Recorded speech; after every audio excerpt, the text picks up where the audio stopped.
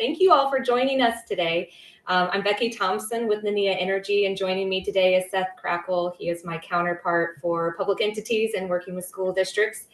And so today we're going to spend just about 30 minutes together talking about some of the changes that maybe you've been notified of. We've seen a pretty big influx of sales calls as some changes have come through for the electricity market, specifically in ComEd and the greater grid. So first off, what is capacity, right? You're probably getting emails about what capacity, there's going to be a lot of changes around it. And so we're going to dive into a little bit of what capacity actually is. We're going to talk about what's changed in the last year and how things are going to look different for you and how it's going to impact your budget going forward. And then most importantly, we're going to share some insights as to what you can do to overcome some of these cost increases and mitigate some of the pain that these changes might produce for you in your district. So let's go ahead and kick off. So what is capacity? It's kind of a weird term for what it's actually used for. Capacity is part of your supply for your electricity. So if you have a fixed contract, a fixed all-in contract, this is actually part of the rate that you are already paying. And it's basically a fancy word for grid reliability, meaning no blackouts. When you turn on your light switch, the lights come on. And capacity is really kind of measured by demand.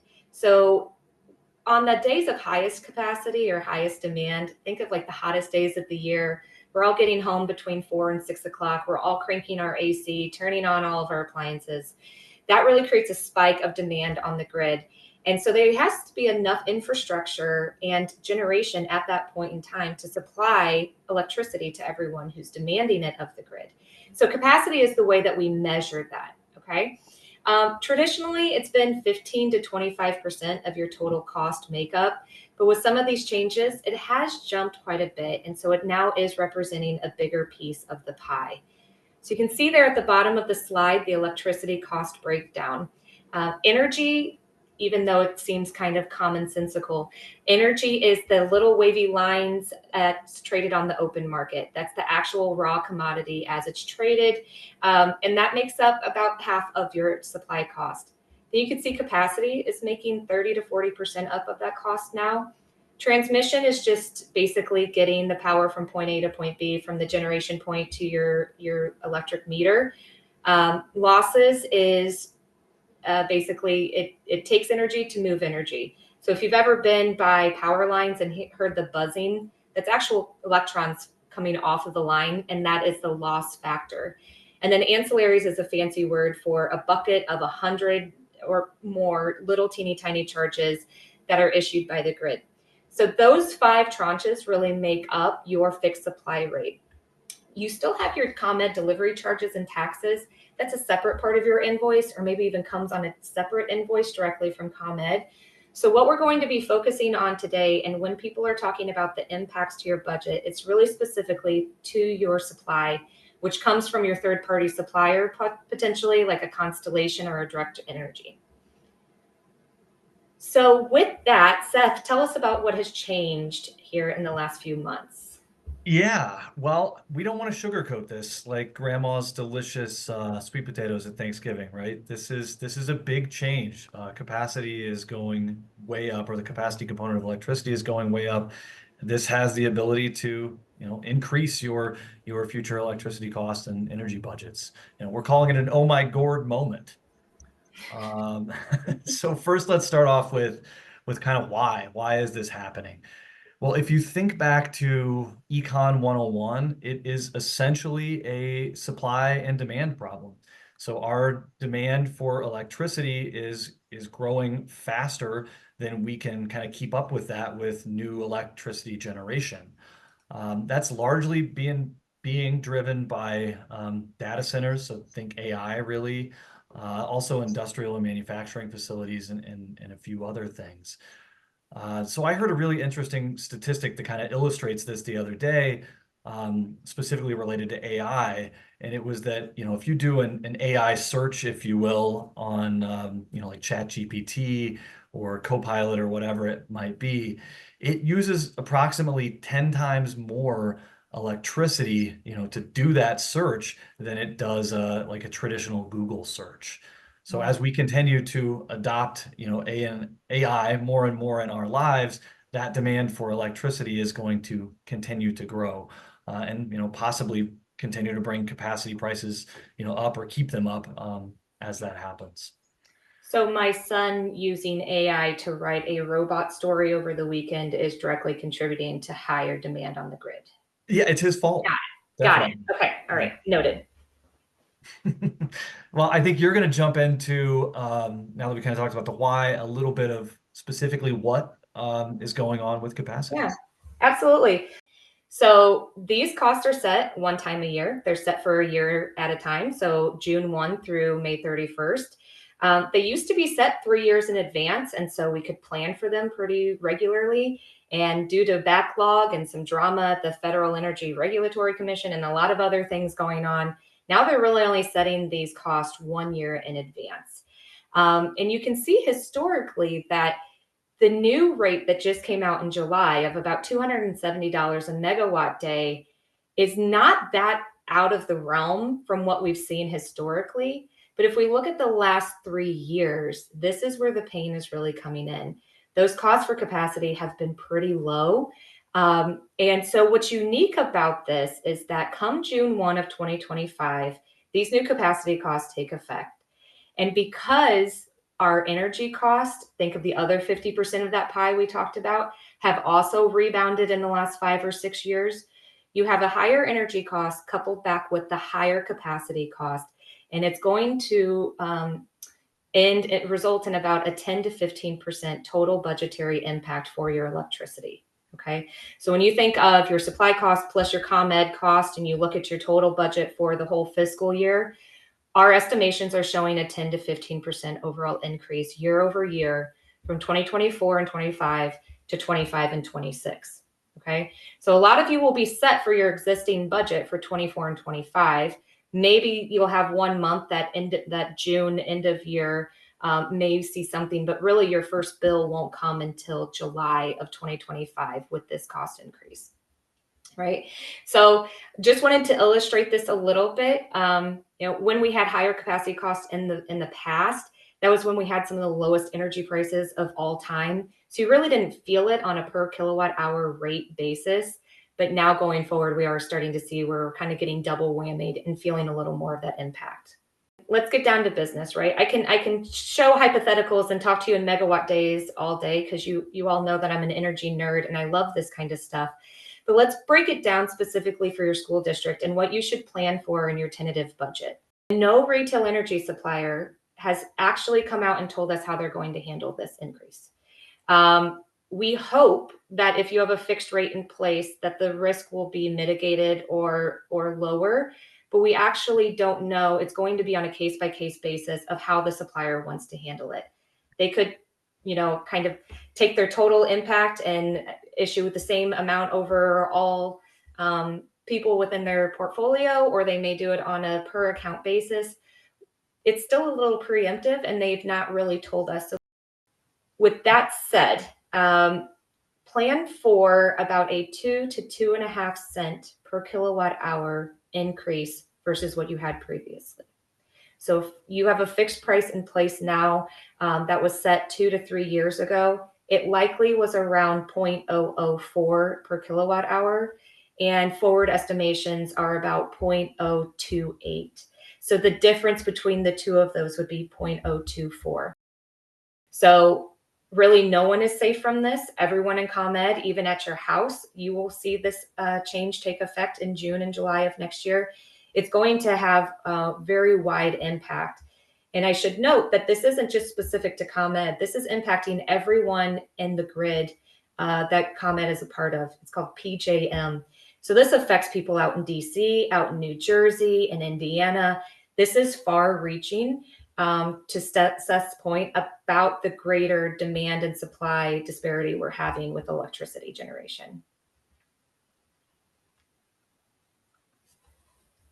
All right. Well, so we've talked about what's happening, why it's happening. So the next question really is, what steps can you take as a school district to kind of mitigate these increases in capacity and electricity costs that are coming for us?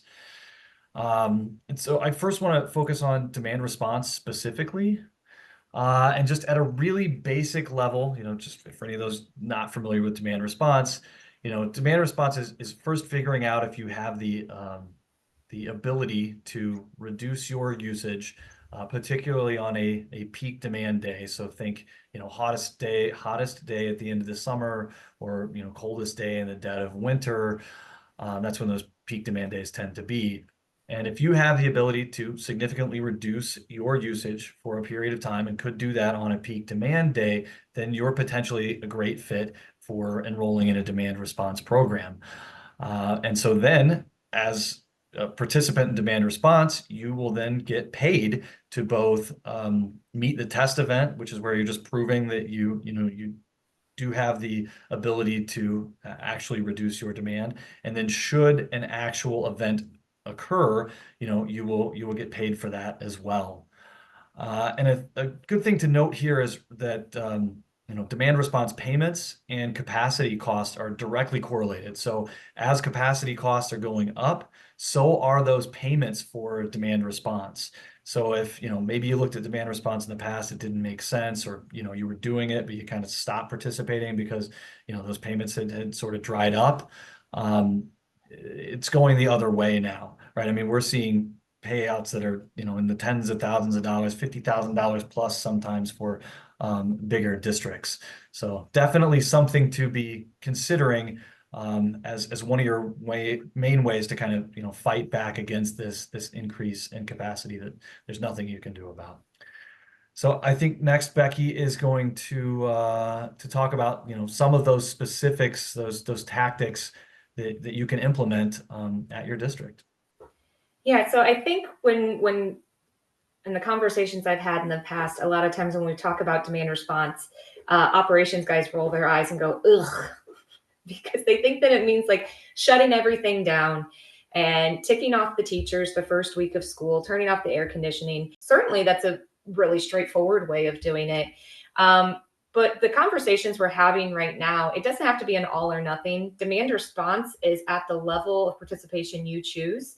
So we're even having conversations about a 25% or 30% reduction of energy usage during those times that Seth illustrated, a 2-hour test event or an actual event. And so 25 or 30% is often much more manageable and can be achieved getting a process in place and identifying with your buildings and grounds team, your facilities team, what makes sense and what doesn't, what's something that can be automated so that you could do it pretty quickly, regardless of who's on site at which facility. Having that documented, so if you have turnover, it's consistent throughout and that someone doesn't leave with all the knowledge base around it. And the more kind of consistent and automated you can make that, the better turnout is going to be for you. You're going to have consistent participation in demand response, but when you are participating in demand-based programs, that will lower your overall demand, which will lower your capacity cost obligation. Your charge for capacity, the cost you are set for capacity, is set specifically on how your accounts have average demand during those highest peak times. So in having these kind of plug and play strategies that you can just deploy when necessary, it's going to have long-term benefits for your school district. So that's the one thing that I wanted to say about this one. In partnership with demand response is peak load management. And I'm going to say a lot of jargony words, but then I'm going to put it into English for you. So just bear with me. So when ComEd issues what their peak days are, there's 5 of the 5 top hours for after a calendar year that they look at and say, what were the 5 hours of the highest demand on our grid? And then they drill down and look at your specific accounts and what your demand was during those 5 peak hours. And then they use that to create an equation, and they assign to you and each one of your accounts a peak load contribution factor, or a PLC. If you're doing any efficiency projects and the vendor you're using has been throwing around this PLC, this is what it's relating to. What is your demand per ComEd during the 5 highest peak days on the grid? So if you can help kind of figure out what those 5 peak hours are and lower your actual usage during those hours, then the assigning multiplying factor that ComEd is going to give to you will be lower. which will directly translate into lower capacity costs that you will pay in the upcoming year. So peak load management is a voluntary program that if you're already doing demand response, you already have that process in place like we just talked about. You already have it kind of plug and play. You know who's going to do what, when, and what's going to help you achieve. Then if you are given notices, there's usually like 15 to 20 alerts that come out in the summer of tomorrow at this time, the conditions are right for the weather, that this could be one of the 5 days of highest demand on the grid. If you can then deploy that process that you have and lower your demand during that hour, then you can have a direct impact on your forward energy costs. So it's voluntary. You're not going to necessarily get a payout like demand response, but this is a long-term cost management function for your supply rate and for your overall capacity obligation. So I know I threw a lot of words at you there. So if there's any clarifying questions you need after the fact, feel free to follow up. But this is a really great sister program that kind of ties in exactly with all the demand response items that Seth already talked about, that's often overlooked, but can have very significant benefits in the future. So now that we've kind of overloaded you with peak response and demand response kind of stuff, what are some other things that we can do that maybe school districts are already considering this time of year? Yeah, well, I mean, efficiency projects, right? Not only are efficiency projects a great way to, lessen or lower your demand charges like capacity, but they're really the best way to reduce your usage long term and, lower your electricity costs in perpetuity.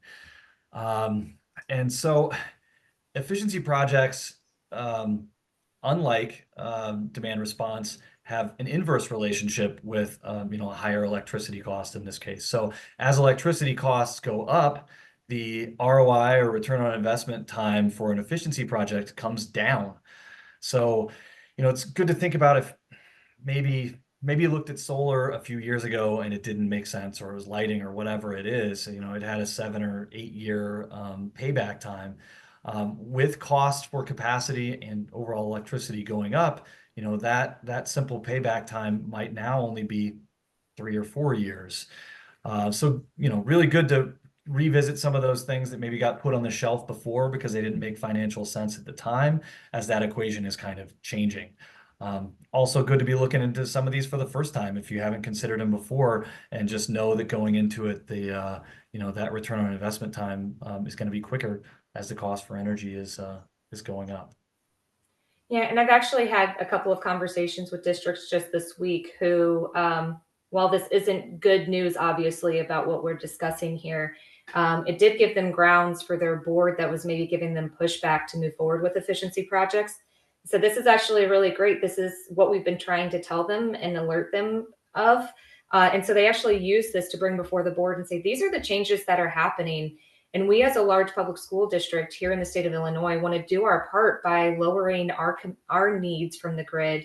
And it also has a financial impact as well. So it's kind of like, to your point, Seth, been a door opener again in administrations where maybe the board had said not now. So for what it's worth, that definitely rings true. Yeah, no, thanks for bringing that up. So the last piece of kind of the puzzle or equation here is what we're calling supply considerations. So really what we're talking about is your supply agreement or your supply contract. Now, in the past, a lot of districts have done what are known as fixed all-inclusive or fixed all-in rates, where if you think back to one of Becky's first slides where she was listing all the different components of electricity, with fixed all-in, those are all fixed or locked for the entire term of the agreement. Well, Becky also mentioned that, in cases like this of extreme volatility where things are shooting up 800+% and they weren't anticipated, the suppliers, at least a lot of the language in most contracts, gives them the ability to, pass any of those additional charges on to you, even if you already had a fixed agreement. So we've had a lot of conversations with school districts about potentially switching their product, if you will. So instead of being, fixed all in, maybe it makes more sense for you to pass through capacity on your next agreement. And so, what it means to pass through one of the components like capacity is you're just paying that real cost on a monthly basis because the supplier did not have to take a position on it for the entire length of your agreement at the beginning, and then also put an additional premium on that for doing so.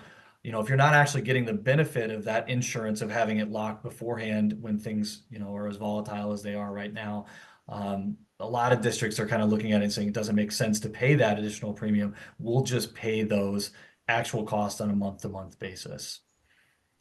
And another thing to consider is that specific contract language. So if you, for instance, want to stick with the fully fixed agreement, we recommend that you make sure that your contract language includes what's known as like a bilateral language, which essentially just means if the cost of capacity should go down in the future, for instance, that they would adjust your cost accordingly.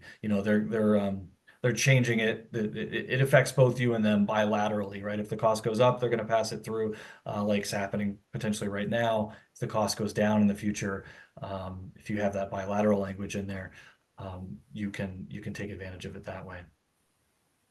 Yeah, absolutely. I've also seen where it's like an annual review, so or an annual adjustment that would accomplish the same thing. So it's just that they're make sure that the supplier isn't only going to pass through when there's an increase and not give you the same benefit if there's a decrease. So that's just one little extra sentence in the agreement to look out for.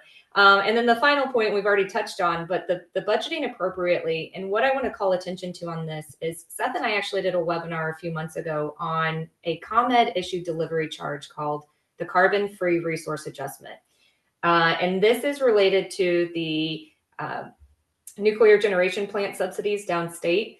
And we talked about it earlier this year because it went from being a massive credit 2 years ago to then a massive charge at the beginning of this year. And ComEd varies that every single month. And so we don't really know where it's going to go.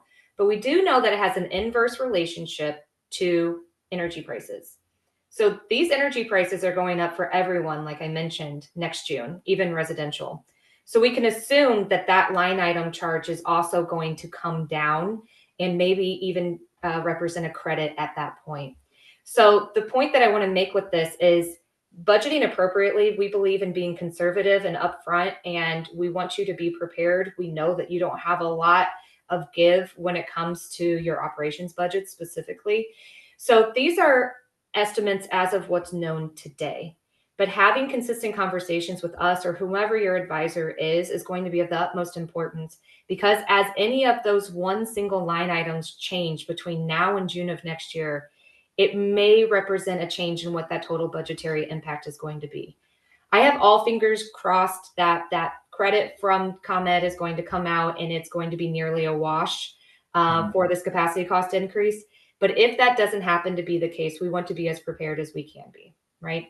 So just budgeting appropriately, being aware of this. Once we know better, we do better. With any new updated information that we get from either the supplier or from ComEd on their updated tariffs, kind of revisiting that budget is going to be really make or break in these coming years with these kinds of big swings. So biggest takeaways, right? The meat and potatoes of where we're at. On to the meal. Like we said, electricity budgets could be increasing as much as 15% for the upcoming fiscal year, right? So if you're able, plan for 15%. And then if it's less than that, terrific, right? That's going to be the best case scenario. If we haven't already provided a budget to you and you're a current client, those will be coming after the first of the year once we have those new numbers from ComEd. And if you're not a current client and that's something that you would like us to put together for you, send us a note. And we'll tell you what basic information that we would need, and we'd be happy to put an analysis together for you. The other point is plan for that increase now. We kind of already talked on that quite a bit, right? So once we have any new information, we're putting that out as quickly as we have it. We're following up with suppliers weekly to see if they have internally discussed anything and can give us any insights. But again, that's just planning ahead, knowing that you can revisit it at a later time would be our biggest recommendation. Yeah, I think it's the old adage, right? Failure to plan is planning to fail, to say that imperfectly, right? You just be including it now, be thinking about it now, what you can do. Right. And then just knowing that our actions today really impact tomorrow. So a lot of what we were describing with demand response and the peak load contribution, you're not going to see an immediate kind of lowering of your supply rate as a result of those efforts. But if you're consistent with those strategies, you will see where there are long-term benefits. And current market indications show that demand is increasing 3 to 5% a year with some of the things that Seth described. But we know that our supply and our generation isn't replacing that need. In fact, we're going the opposite direction with retirement of coal plants and things of that nature. So until that disparity kind of bridges gap, this may be the new norm, right? We don't really know. Some analysts are saying this is where capacity costs are going to be or higher in the future. So by taking these programs and putting them into action now, you're going to have long-term benefits like we've discussed before. You may not see an immediate return, but you will definitely see it down the road as you evaluate what those costs end up being to you. So with that, I think that concludes our time together today. We'd be glad to help you navigate this conversation. I know I've been writing memos for boards just to give them a heads up if this is potentially what's coming, just getting out in front of it as much as we can. But we are here to be your resource. So anything we can do, that's what we're here for.